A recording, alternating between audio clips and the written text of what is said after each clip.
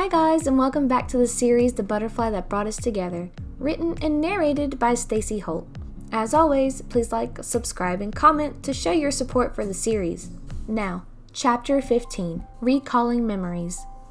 Marinette transformed into Ladybug and found herself sitting on top of the Eiffel Tower, remembering where Adrien had revealed himself to her for the first time. She smiled, feeling the warmth of her breath escape her, and seeing the white breath flow off into the wind. Was it really that cold out?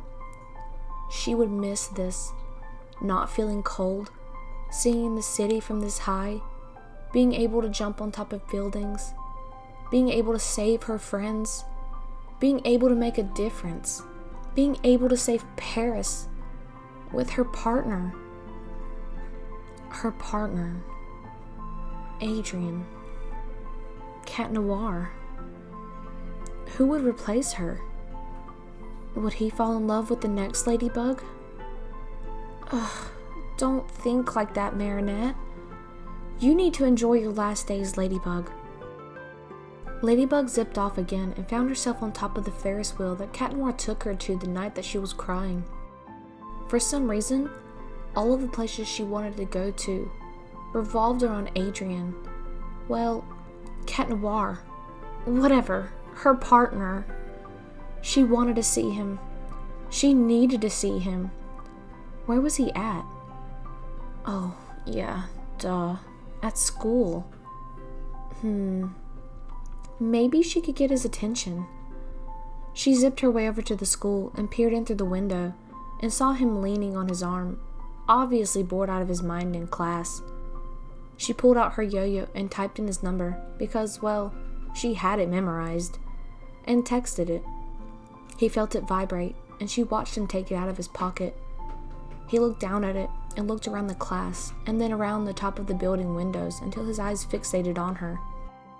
She was leaning on her hands on her knees and waving at him with a smile, waving for him to come outside. He quickly texted back and she looked down at her yo-yo. "I'll be right there, Bugaboo." Ladybug laughed and sat down on top of the school building, patiently waiting for him. A few minutes later, a black leather figure blocked her vision of sight, and she knew who it was instantly. "Hey there, my kitty," she smiled. He was standing behind her, peeking his head over her, letting his head hover in front of hers. "You are just too perfect for eyes, my lady," he smiled, blushing. She flicked his bell teasingly and kissed his nose, causing him to jump backwards from the sudden affection. Ladybug, did you mean to kiss?" He touched his nose in surprise. She stood up and laughed, looking at him. He stopped what he was doing and walked closer, almost as if something caught his attention. What? Is something on me? Get it off!" Ladybug screamed, thinking a spider was on her. His finger gently touched beneath her eye and he pulled off some light mist. "Why were you crying?" he asked, showing her the misty residue. "Crying? I just yawned, you dumb cat," she laughed. If you say so. So what's up? Is there an Akuma?" he asked, looking off in the distance. No. I just wanted a day off and wanted some company," she admitted. "Ladybug, aren't you supposed to be the responsible one?"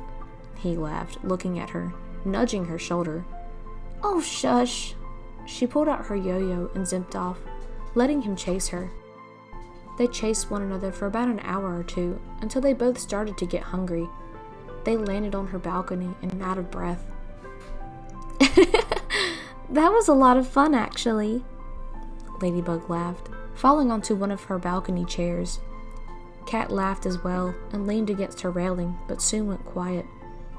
"Hey, LB, I have some news about that text from earlier."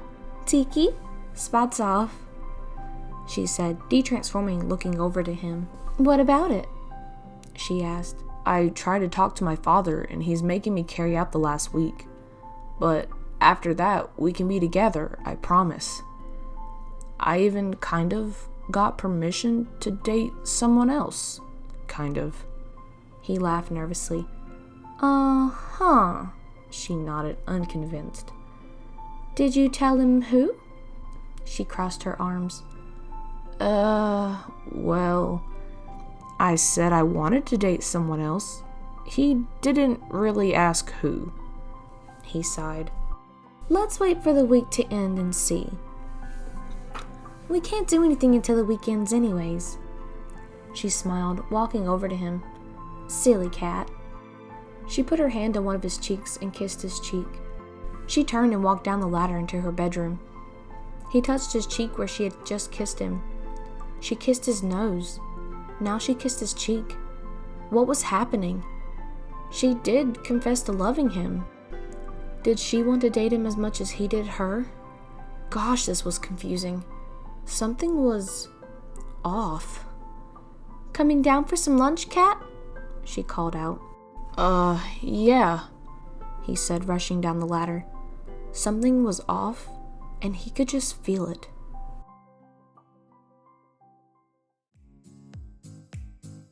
Thank you so much for watching. The next chapter will be out soon. If you haven't already, you can go check out my other series called Thunderstorms Melting and my Halloween special called A Monstrous Night. And I'll see you guys in the next one. Bye, guys!